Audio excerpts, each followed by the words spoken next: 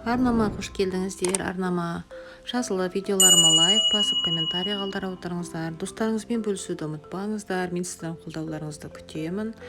Мен бүгін осындай хамир хасиб деп аталатын осындай тағамның түрімен бөліскім келеді.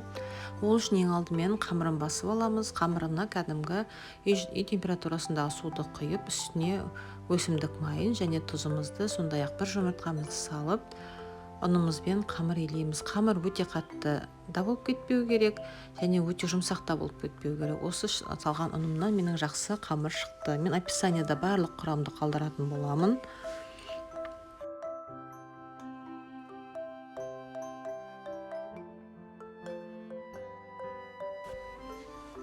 Бұл енді өзбек халқының ұлттық тағамы болып есептелінеді, хамир хасиб.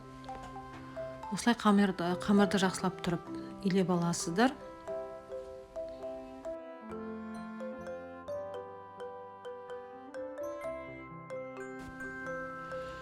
Бір 3-4 минуттай кішкене қамырды иін қандырып тұрып тағы илейміз де, бір мешокке салып қамырды 30 минутқа кем дегенде тындыруға қойып қоямыз.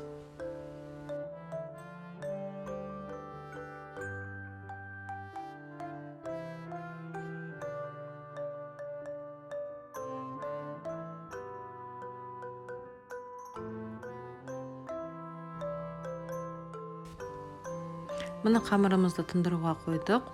30 минуттай тынған қамырды қайтадан тағы бір илеп жіберіп, екіге бөлеміз. Осы күйінде екіге бөліп, ол екіге бөлінген қамырымызды да тағы да жақсылап тұрып илеп, қайтадан бір 10-15 минутқа тындыруға қайтадан мешокке салып қойып қоямын.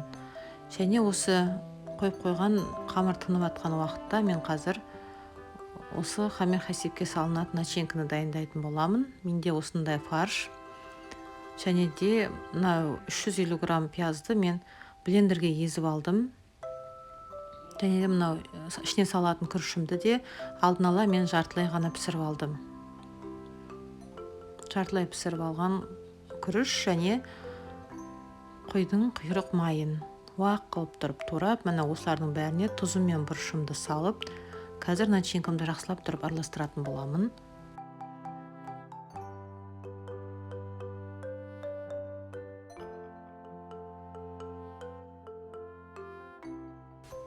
Міне менің начинкам дайын болды. Енді мен жаңағы тындыруға қойып қойған қамырымның бір бөлігін алып, қазір ысып бастайтын боламын.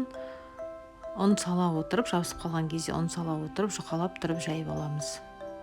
Қамыр өте жұқа, кәдімгі мантының қамырына баратындай қамыр болу керек. Жақсылап тұрып жайып аламыз.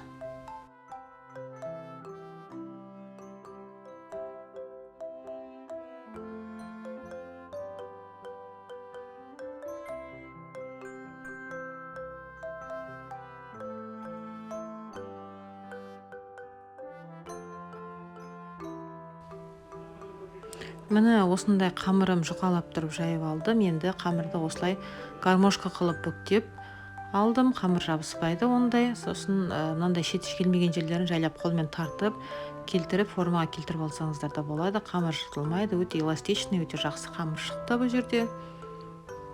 Міне мен осылай гармошка қылып жинап алдым. Және осыны қазір бір 10 см шамасында бөліктерге бөліп аламын.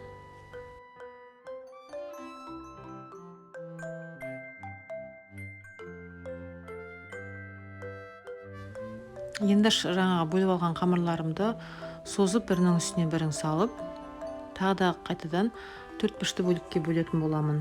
Видеодағыдай көрсетілгендей қылып жинап алып, бөлсеңіздер болады.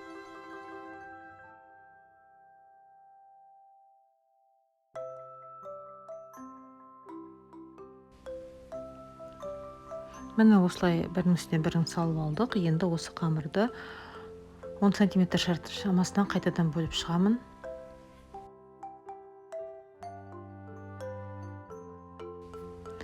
Енді осы бөлінген қамырларымызды бір-біріне жабысып қалмай тұрғанда жайып тастаймыз.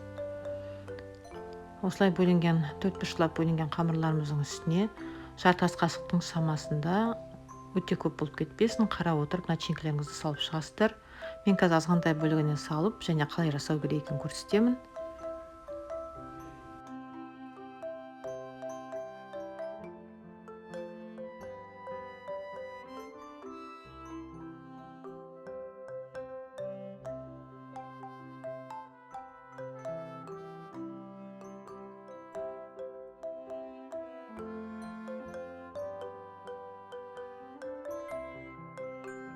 Міне осылай қамырдың бірінші бір шетін және екі жағын бүктейміз де, шеті ашық қалған жері болса жабыстырып жібереміз.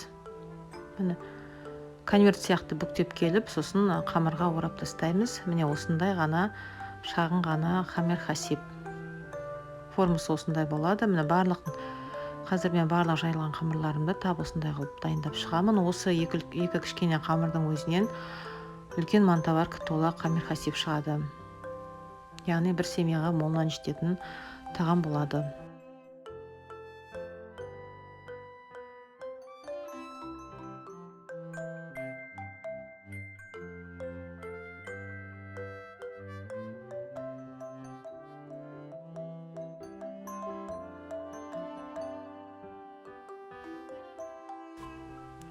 Міне мен енді барлық нелерім дайын болды. Енді осылай мантаваркаге түбіне май жағып, бәрін салып шықтым. Және 45 минутта пісіріп аламын. Міне 45 минутта пісіп жатыр. Қазір қамырым осылай көтеріліп үлкейеді. Енді тағамым дайын болды. 45 минут өтті. Мен ортасына соус құйып, және жан жағына осылай қылып салып шығамын.